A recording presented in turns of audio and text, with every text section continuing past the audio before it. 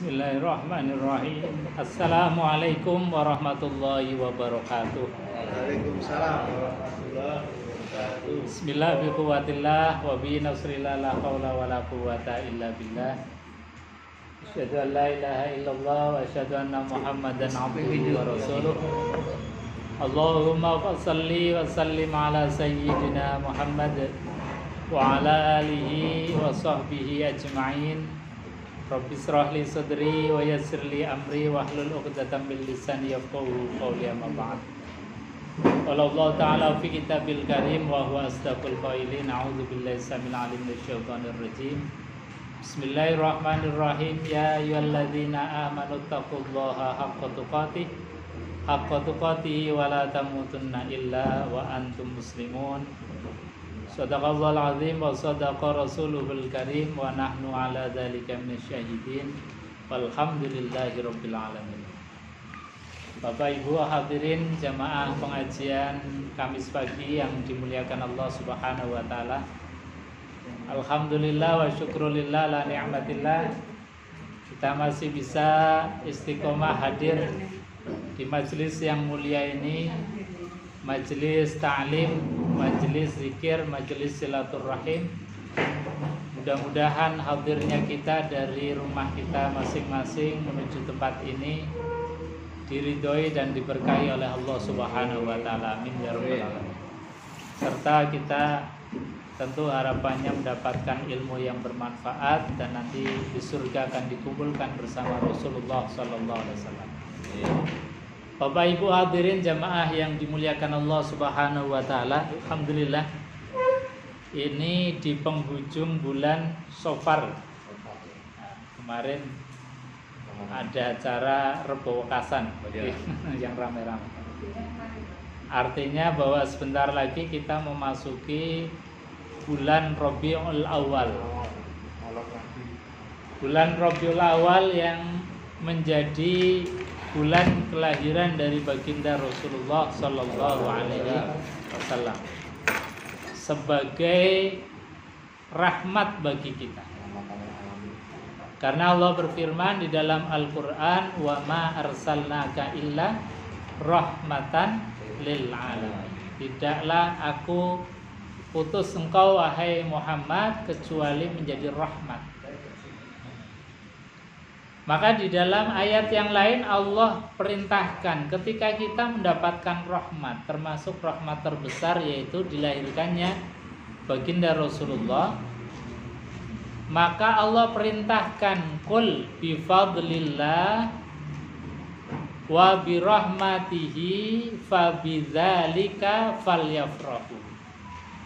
Qul katakan wahai Muhammad, bifadlillah disebabkan karena nikmat karunia dari Allah Subhanahu wa taala. Wa birahmatihi dan disebabkan karena rahmatnya Allah. Nah, tadi diantara rahmatnya Allah adalah dilahirkan dan diangkatnya Rasulullah menjadi seorang nabi dan seorang rasul.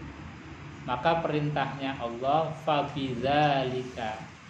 Kalau kalian memang merasa mendapatkan nikmat dan rahmatnya dari Allah, fal yafrahu, maka bergembira. Artinya apa? Ketika masuk bulan Rabiul Awal, kemudian kita bergembira atas lahirnya Rasulullah, itu memang diantara perintahnya Allah Subhanahu wa taala. Nah, gembira ini kan ekspresinya macam-macam. Ada yang gembira lahirnya Rasulullah diekspresikan dengan memperbanyak sholawat. Ada yang mengekspresikannya dengan memperbanyak sedekah. Seperti pamannya Rasulullah, Abu Lahab itu, Nabi lahir ekspresi kegembiraannya dengan sedekah, yaitu memerdekakan budaknya yang namanya Suwaibah. Kemudian disuruh untuk ngasuh Rasulullah. Ini diantara ekspresi kegembiraan dengan bersedekah, memerdekakan budak, memberikan orang lain sedekah dan lain sebagainya.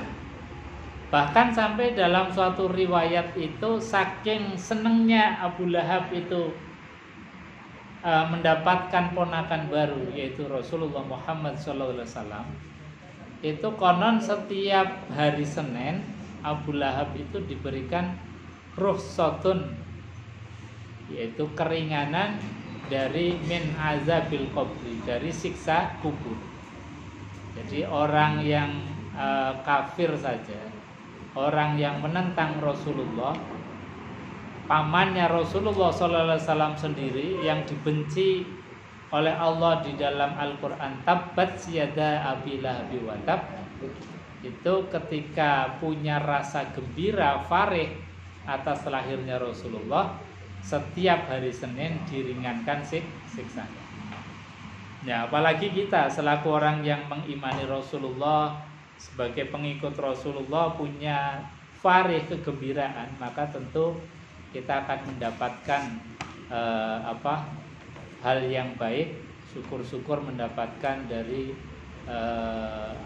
pertolongan dari Rasulullah SAW di akhirat nanti. Amin Allahumma amin.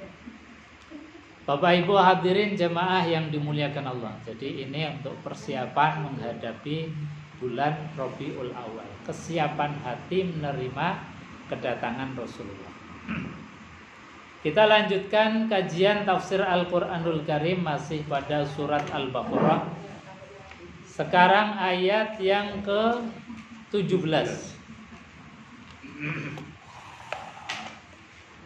Dalam ayat yang ke-17 ini Allah sampaikan satu gambaran dari orang-orang yang kemarin-kemarin di ayat sebelumnya diterangkan oleh Allah Subhanahu wa taala. Allah kasih gambaran masaluhum kama alladzi is orda.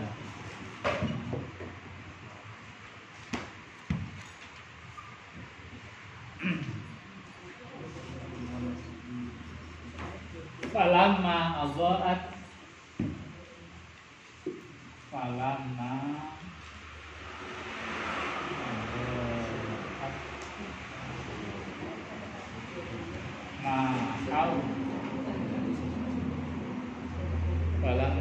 adha'at ma haulahu zahaballah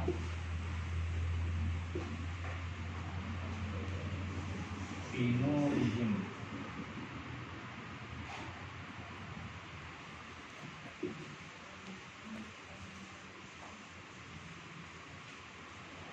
wa tarahum ayat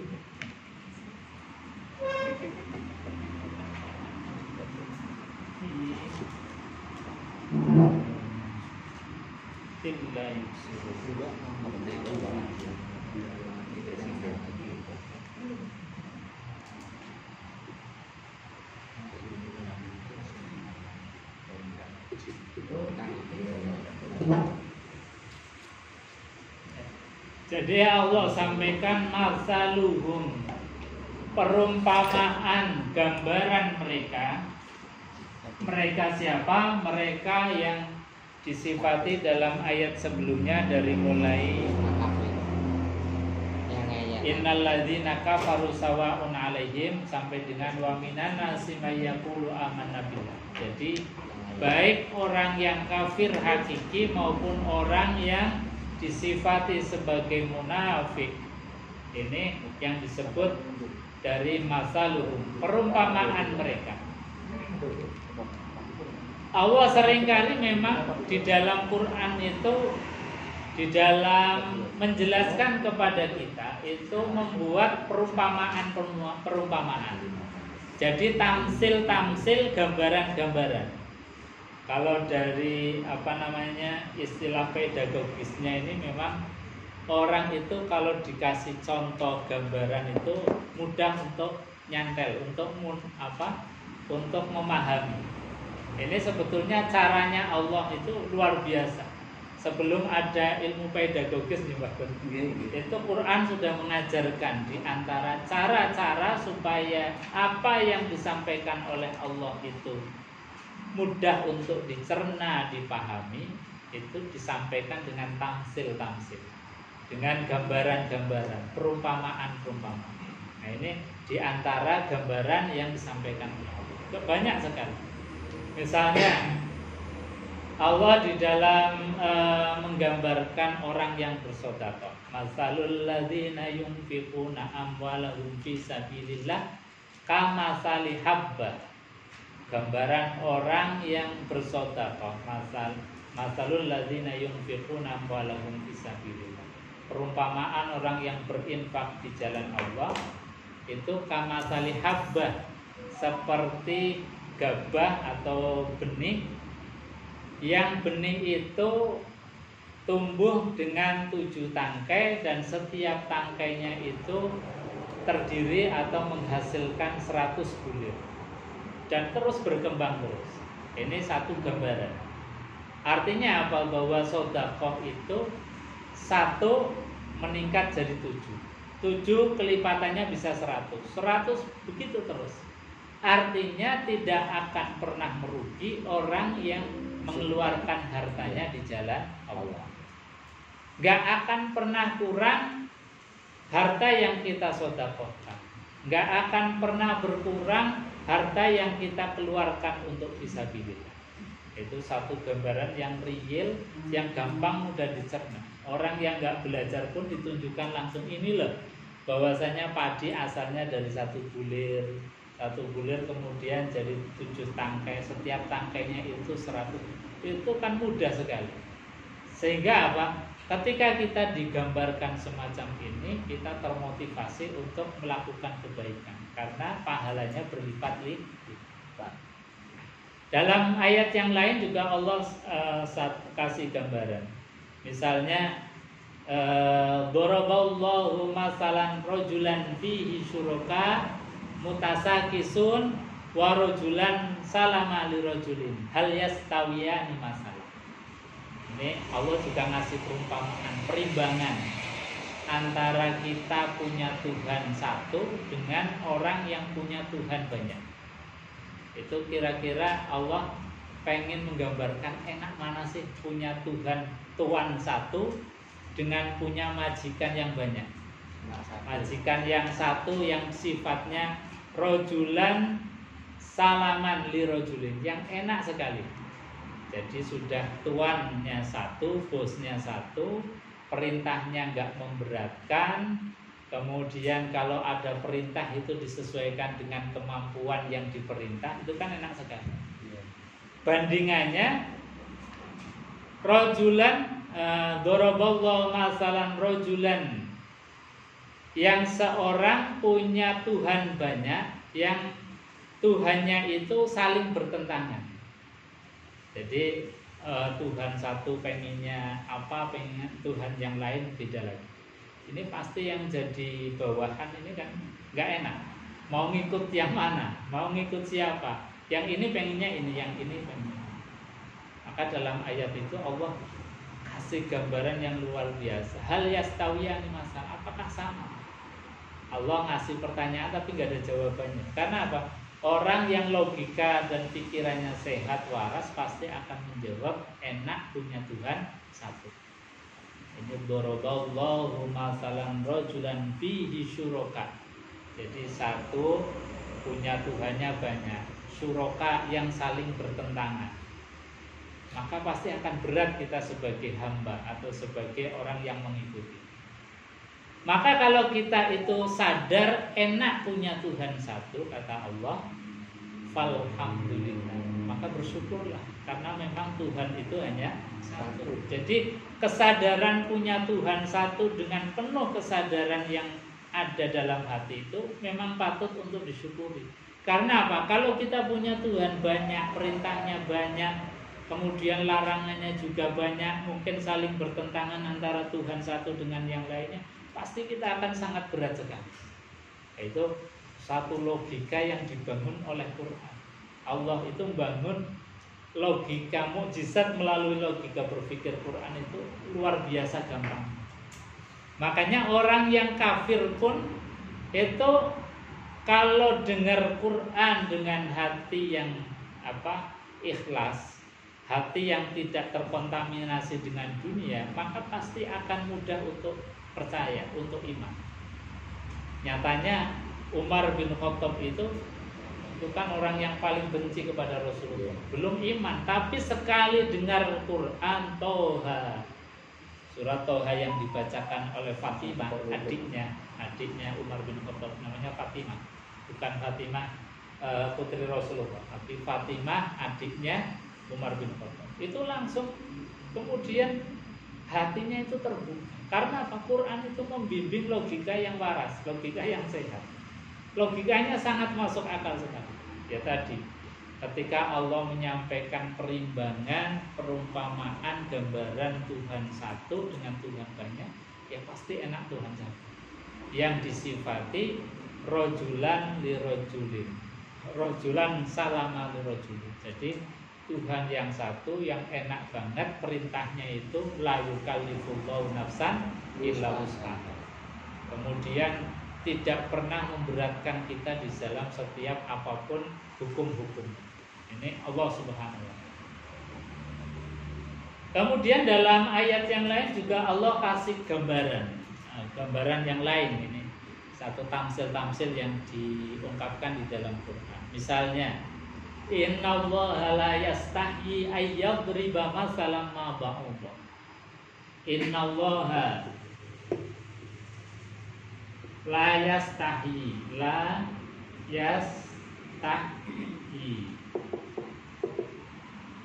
ay yadriba masalan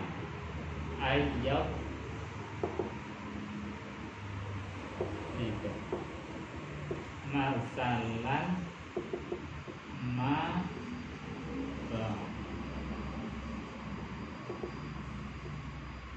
wa ma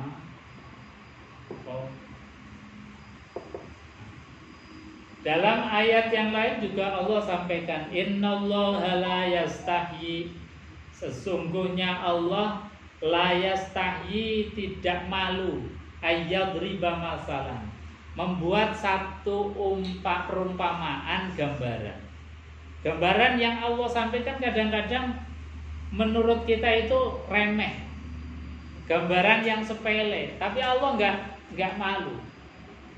Allah nggak malu membuat satu perumpamaan mabaudotan, yaitu semacam nyamuk. Nyamuk diangkat sebagai tamsil. Nyamuk diangkat sebagai perumpamaan, gambaran, pelajaran bagi kita.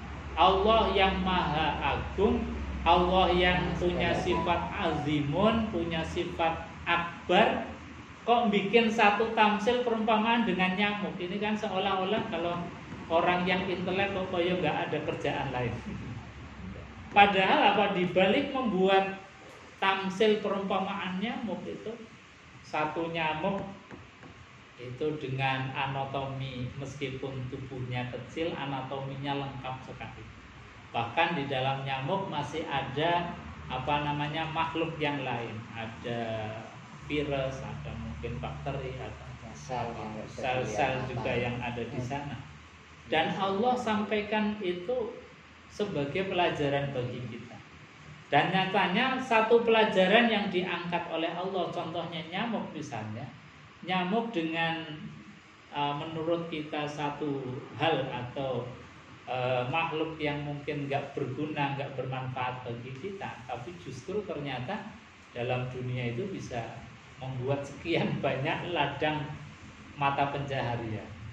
Dengan kita adanya nyamuk, mungkin yang sakit kena nyamuk, dokter juga bisa meneliti, bisa membuat obat, produksi obat, kemudian sampai kepada obat anti nyamuk dan lain sebagainya. Itu satu tamsil dari satu hewan yang namanya nyamuk, itu bisa membuat satu ekosistem kehidupan yang luar biasa. Ini nyamuk, wama fauqaha, dan bahkan yang lebih rendah dari nyamuk pun Allah seringkali tampilkan sebagai bahan ajar kita. Nyatanya kemarin mulai dari 2019 didatangkan virus yang namanya corona. Itu kan dunia sudah geger. Jadi dari virus ini yang wama fauqaha, artinya yang lebih kecil, yang lebih mungkin lebih parah lagi daya dobraknya daya ini dibandingkan dengan nyamuk. Allah tidak malu membuat satu perumpamaan. Artinya gambaran-gambaran yang disampaikan oleh Allah Subhanahu wa taala kalau kita teliti, kita pelajari, membuat kita menjadi paham, menjadi pintar dan akan semakin terus-menerus berikhtiar. Ini Allah Subhanahu wa taala dalam membuat tamsil-tamsil. Jadi sekali lagi Quran itu dengan bahasanya yang luar biasa, meskipun Allah mampu menjelaskan itu dengan tanpa tamsil, tanpa perumpamaan, tanpa gambaran. Tapi Allah ingin mengajarkan kepada kita bahwasanya dalam proses belajar mengajar atau dalam kita itu menerangkan sesuatu itu dengan cara menyuguhkan tamsil itu akan lebih mudah untuk difahami. Ini satu cara di dalam pedagogis atau di dalam proses penyampaian materi. Masaluhum, jadi kembali ke ayat ini. Masaluhum, perumpamaan orang atau mereka yang ketika mereka mengatakan beriman tapi hakikatnya enggak beriman. Perumpamaan gambaran orang yang dilarang untuk berbuat kerusakan tapi faktanya masih membuat kerusakan. Itu kama salil ladis tauqada naro. Seperti perumpamaan alladzi, yaitu orang-orang istauqada naron, yang menyalakan api. Ada gambaran orang yang menyalakan api atau menyalakan lampu, kemudian falamma adha'at ma haulahu, ketika telah menyinari api itu atau lampu itu, ma haulahu, apa-apa yang ada di sekelilingnya. Dengan api ketika gelap gulita kita berusaha untuk menerangi dengan semisal lilin, semisal lampu atau apapun yang bisa menerangi kita, menerangi ma haulahu. Kemudian setelah terang itu zahaballah, Allah kemudian mematikan binurihim, cahayanya mereka.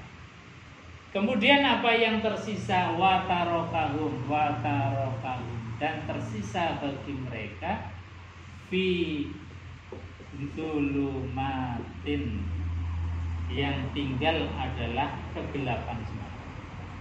Ini satu gambaran tamsil yang Allah sudah berikan kepada kita nurun, yaitu dinul Islam.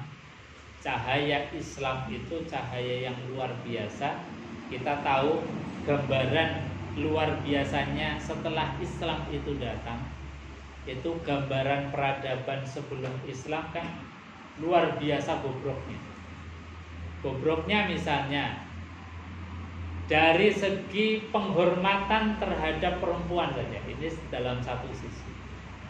Penghormatan terhadap perempuan di zaman Rasulullah SAW itu belum dilahirkan.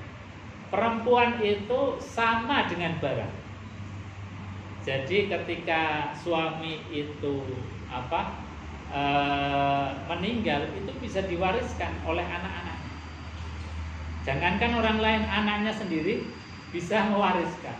Jadi persis tidak ada ubahnya dengan barang. Bahkan perempuan itu di dalam peradaban jahiliyah itu betul-betul dipandang sangat rendah. Makanya ketika seseorang atau keluarga itu istrinya mulai mau melahirkan, itu sudah siap-siap siap-siap kalau apa yang dilahirkan itu adalah laki-laki, maka persiapannya adalah persiapan pesta.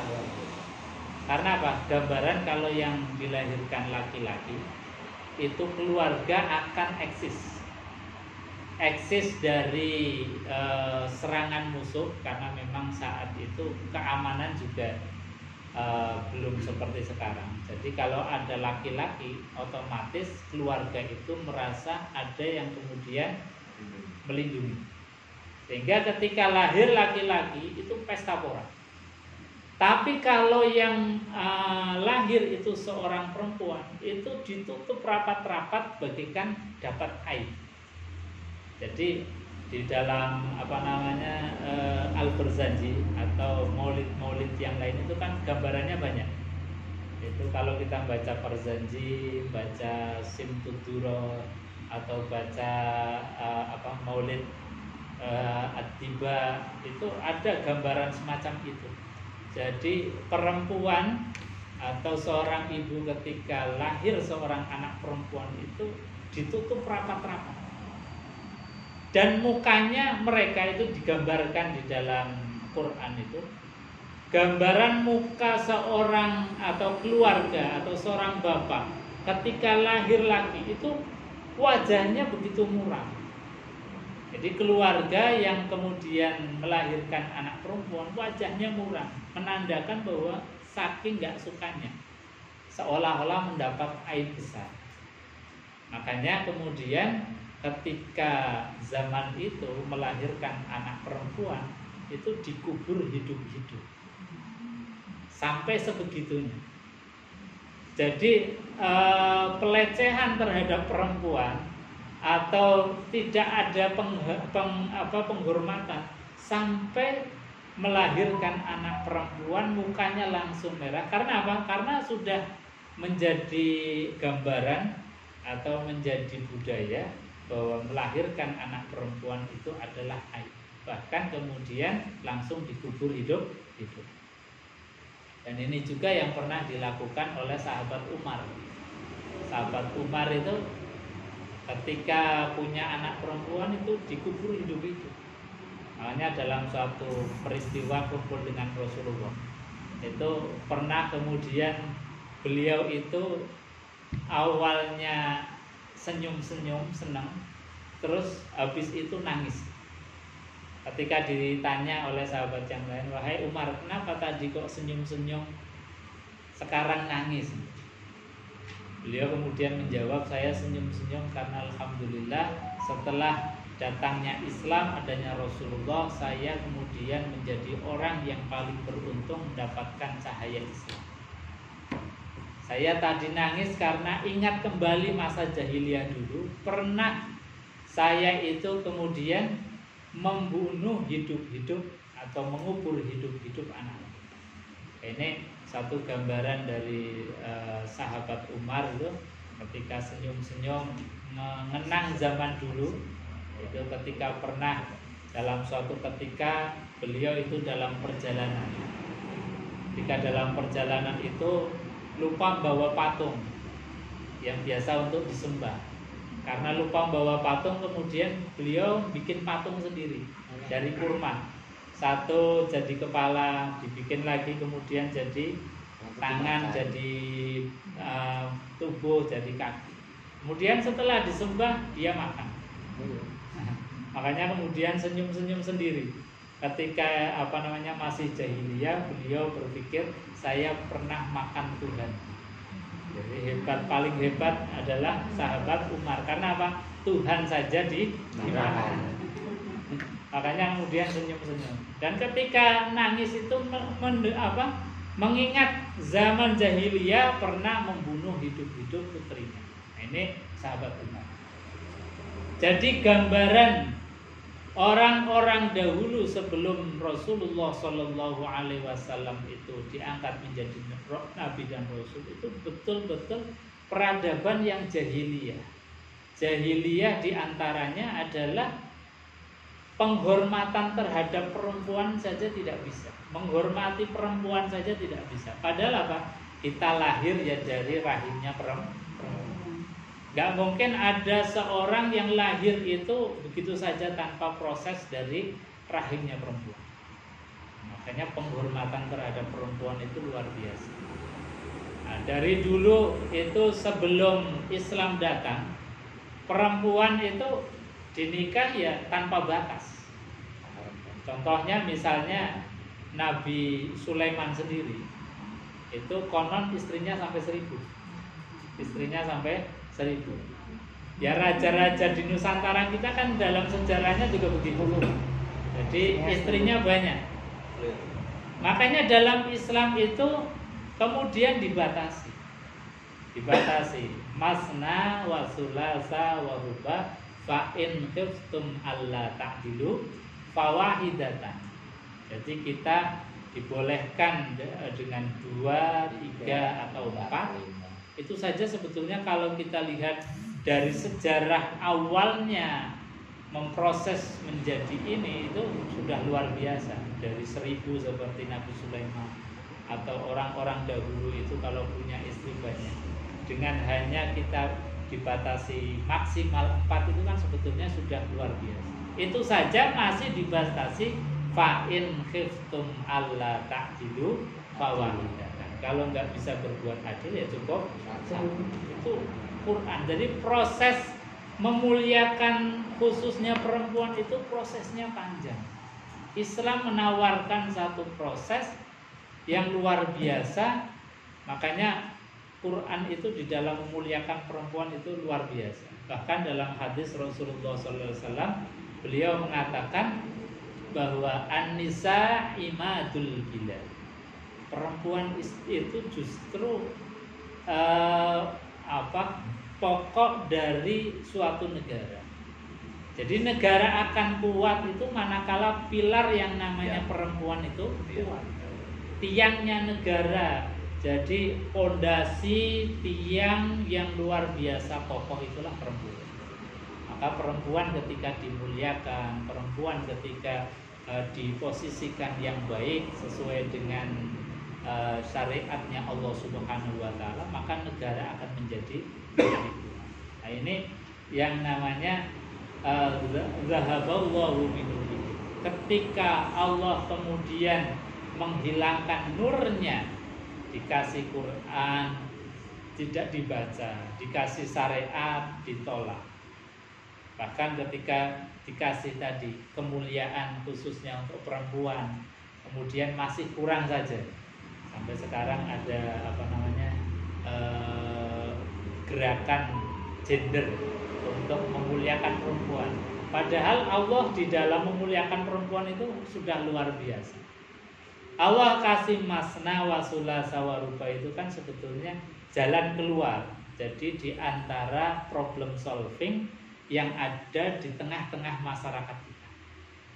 Yang nyatanya kalau kita lihat di dalam statistik sekarang saja, perimbangan antara laki-laki dan perempuan itu sudah banyak perempuannya. Ini kalau lihat statistik yang nyata saja di dalam. Artinya apa? Kalau lihat statistik saja itu, kemudian kita menutup diri dari sistem yang ditawarkan oleh Quran, itu berarti kita ya zahaballahu binu. Kita mungkin nggak sepakat, nggak senang, tapi jangan sampai kemudian menutup diri terhadap solusi dari Allah Subhanahu. Jadi falamma adha'at ma haulahu, ketika adha'at ma haulahu, menerangi semua sekitarnya. Jadi ketika Quran itu turun, kemudian perubahan peradaban itu mulai ada dan mulai luar biasa. Dari zaman jahiliyah kepada zaman yang penuh dengan landasan ilmu. Itu dimulai dari turunnya Al-Quranul Karim. Kalau dalam sejarah-sejarah umum kan biasanya peradaban itu dimulai dari Renaissance atau perubahan yang ada di Eropa. Padahal aslinya Renaissance yang asli itu adalah ketika Quran turun dengan menyampaikan Iqra bismi rabbikal ladzi khalaq, khalaqal insana min 'alaq. Jadi ketika Quran turun itu membawa peradaban ilmu. Kita disuruh untuk belajar. Iqra, bacalah. Bismi rabbik, dengan menyebut nama Tuhan. Jadi di dalam kita berpedagogis atau kita belajar itu saja ada patokannya, bukan hanya Iqra. Kalau Iqra saja ini bisa jadi menjadi liberal. Kalau Iqra saja bisa jadi kemudian malah jauh dari Tuhan, merasa dirinya pintar, merasa bisa menemukan sesuatu, merasa tidak butuh dari Allah Subhanahu wa taala. Maka perintahnya Allah di dalam Quran untuk membangun sebuah peradaban itu ya Iqra, tapi Iqra yang dilandasi Bismi Rabbik. Ini yang menjadi tonggak peradaban umat. Iqra, bacalah. Apa yang dibaca, apapun yang ada di alam semesta ini harus kita baca. Tapi dengan cara Bismi Rabbik, dengan menyebut nama Allah.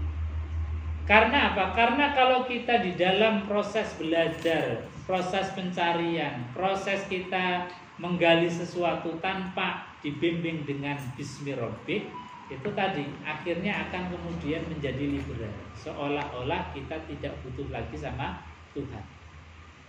Maka ini adalah tonggak peradaban yang sejati. Iqra bismi rabbikal ladzi khalaq, khalaqal insana min.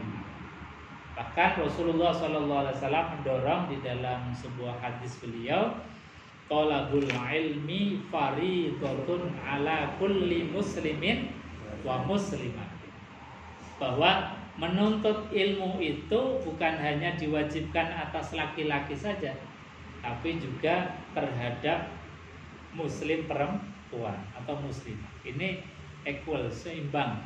Jadi siapapun manusia, baik itu laki maupun perempuan, punya kewajiban sama untuk menggali ilmu, untuk belajar. Apapun yang di hadapan kita itu kita harus gali. Dengan gali, dengan kemudian kita mempelajari, kita itu meneliti, akan mendapatkan satu keilmuan. Nah, kalau dalam bahasanya orang-orang tua kita dulu itu ilmu titen. Padahal ilmu titen itu ya ilmu. Karena saking niteninya, kalau begini nanti jadinya begini, kalau begini jadinya begini. Cuman belum menjadi satu disiplin ilmu. Padahal ilmu titennya orang tua dulu itu kadang lebih titis.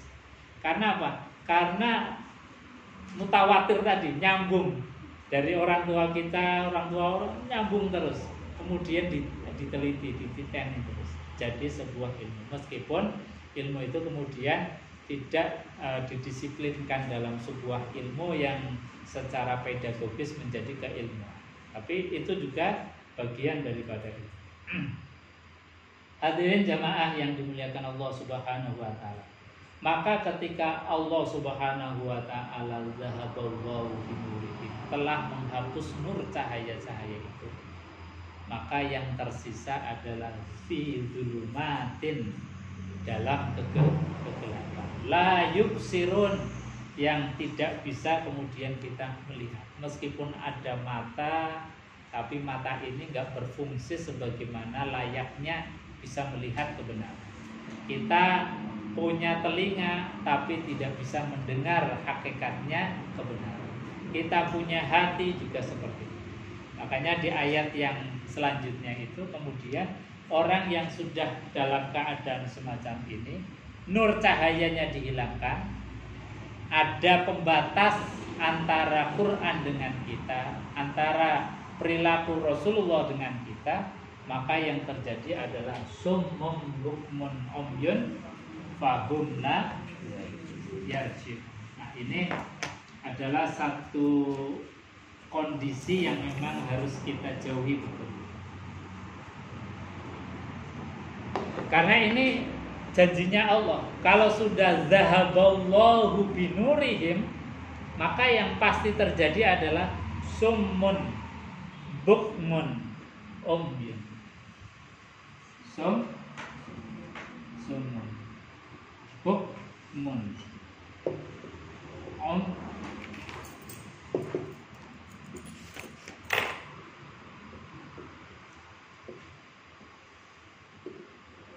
Nah, ini sebuah kepastian. Karena kepastian itu ya kita butuh kewaspadaan. Jangan sampai kemudian kita itu betul-betul dibutakan oleh Allah, dibisukan oleh Allah, kemudian pendengaran kita dihilangkan oleh Allah Subhanahu wa taala. Sehingga ketika ada cahaya, ada Quran tidak bisa membekas di dalam kita. Nah, ini yang harus kita betul-betul waspada. Nah, ayat ini itu di dalam ulumul Quran itu disebut sebagai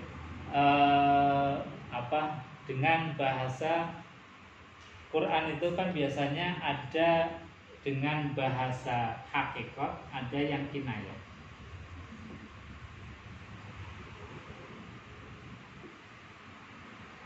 Ada yang kinayah.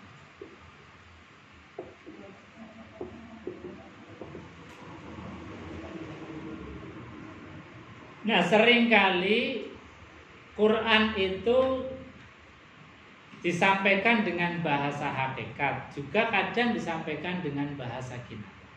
Seperti ini dengan bahasa kinayah, sehingga apa? Kita tidak bisa kemudian Allah itu dusta misalnya. Karena apa? Nyatanya orang-orang kafir itu masih bisa melihat, masih bisa mendengar, masih bisa summun, bukmun, umyun, masih bisa melihat, masih bisa mendengar, masih bisa berkata-kata. Nah, kalau kita lihat orang-orang yang kafir atau orang-orang yang menentang Islam atau menentang Rasulullah, kan nyatanya mereka masih bisa ngomong, bisa mendengar, masih bisa melihat. Anjir.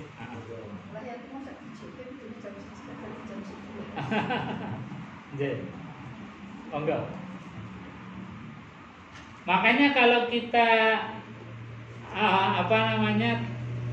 pahami dengan hakikat kalimat, ini enggak nyambung. Karena apa? Seolah-olah Allah itu berdusta. Nyatanya orang kafir masih bisa melihat. Orang kafir masih bisa mendengar. Orang kafir masih bisa berbicara. Makanya ayat-ayat yang semacam ini itu harus dipahami sebagai bahasa kinayah dari Allah Subhanahu wa taala. Yang dimaksud summun, bukmun, umyun itu adalah mereka meskipun bisa mendengar, meskipun bisa bicara, meskipun bisa melihat, tapi hakikatnya saja yang sebetulnya pendengaran, penglihatan, dan mulut mereka itu yang tidak berfungsi secara semestinya. Sehingga ketika ada Al-Quran disampaikan, seorang-orang nggak bisa mendengar. Ketika Al-Quran itu disampaikan, diajarkan, seolah-olah mau mengucapkan Quran aja rasanya apa? Mau belajar Quran aja rasanya berat. Nah, ini yang namanya bukti. Jadi bukan berarti kemudian nggak bisa ngomong sama sekali, atau nggak bisa melihat sama sekali, atau nggak bisa mendengar sama sekali. Masih semuanya berfungsi normal. Tetapi dalam kaitannya dengan nurun cahaya, mereka itu kemudian ada hijab. Soalnya apa? Zahaballahu binurihim. Allah memang sudah mematikan nurnya cahaya. Maka dalam keadaan seperti itu, watarokahum fi zulumatin, yang tersisa hanyalah kegelapan. Ini persis seperti misalnya kalau kita jalan dengan lampu, kemudian tahu-tahu depan itu ada lampu yang lebih terang lagi. Setelah itu kan kita langsung seperti nggak punya apa-apa, nggak bisa melihat apa-apa. Itu kondisi dalam keadaan habis terang kemudian tahu-tahu gelap. Itu akan kelabaan. Nah, itu sebetulnya gambaran orang-orang yang menjauhkan diri daripada cahaya, menjauhkan diri dari Quran. Itu posisinya semacam itu. Jadi di dunia ya hanya meraba-raba. Di dunia ya hanya kemudian orang ke utara ikut ke utara, orang ke selatan ikut ke selatan, tidak punya prinsip sama sekali. Nah ini yang tidak dikehendaki oleh Allah. Harusnya kita di dalam hidup itu punya prinsip. Prinsip yang paling harus kita pegangnya adalah prinsip la ilaha illallah Muhammadur Rasul. Ini yang harus kita pegang itu. Mungkin sebelum dilanjut ada yang mau menambahkan? Monggo Pak, barangkali mau menambahkan. Terima kasih. Ya. Jadi saya tertarik itu